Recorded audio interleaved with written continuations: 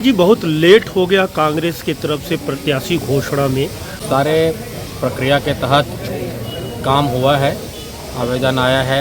हमारा जिला कांग्रेस कमेटी और शहर कांग्रेस कमेटी की मीटिंग हुई। यहाँ से हमारे प्रदेश कांग्रेस कमेटी में गया और प्रदेश कांग्रेस कमेटी में सारे पदों का निर्धारण हुआ है, चाहे वो बिलासपुर का पार्षद, महापौर और अन्य नगर पंचायत बाकी जगहों का।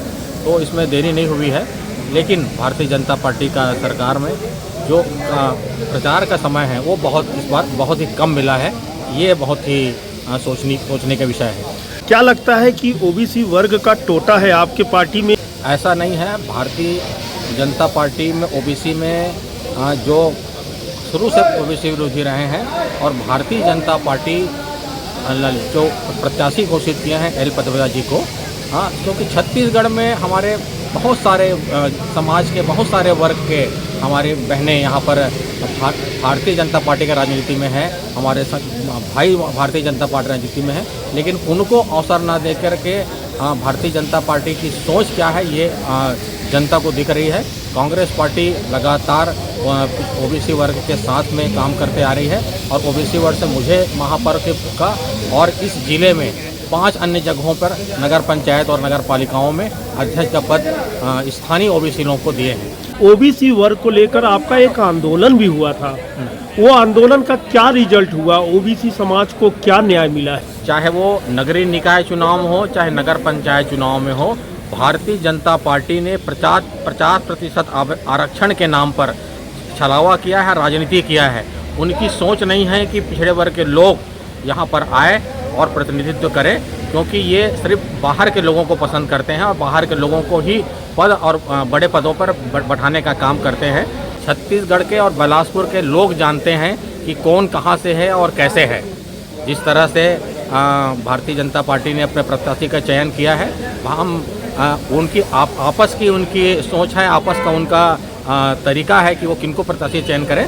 लेकिन एक बात ज़रूर था कि इसमें स्थानीय लोगों को मौका मिलना चाहिए था, लेकिन भारतीय जनता पार्टी ओबीसी वर्ग के खिलाफ हमेशा साजिश करते आई है।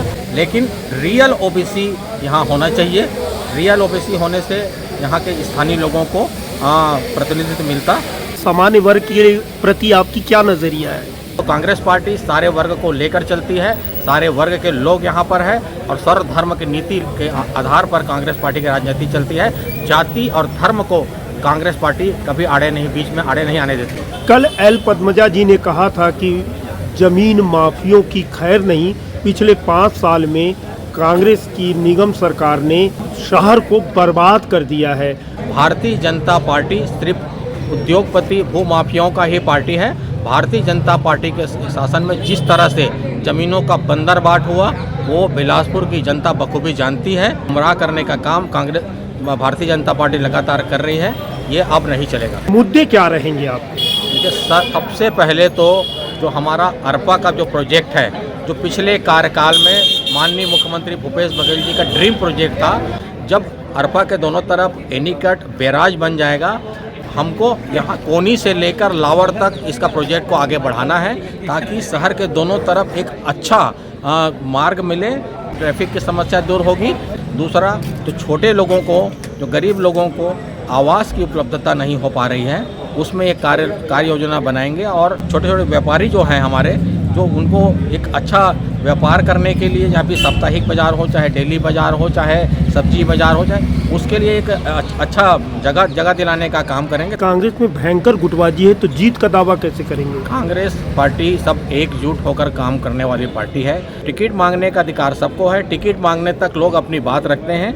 जब टिकट की घोषणा हो जाती है, जब बी फॉर्म अलॉट हो जाता है, तो सब एक दूसरे को सहयोग करके मैदान में जुट जाते हैं और इस एकजुटता अभी आपको इस नगर निगम चुनाव में दिखेगी, जब हम भारी बहुमत के साथ पार्षद और महापौर का चुनाव जीत के आएंगे। प्रमोद नायक को जनता क्यों जिताए? मैं छत्तीसगढ़ का छत्तीसगढ़िया बेटा हूँ। छत्तीसगढ़ के विकास के लिए छत्तीसगढ़ के लोगों का दुख दर्द किस तरह से होता है वो मैं बचपन से देखते आ रहा हूँ और उनकी समस्याओं को मैं अंदर से जानता हूँ कि उनकी क्या समस्याएं हो सकती है। तो वो लोगों को मैं बीच में जाऊंगा तो वो समस्याओं को मैं दूर करने के लिए पहला प्रयास करूंगा। जब लोग तो समस्या को ही नहीं समझेंगे तो उसमें क्या काम कर पाएंगे।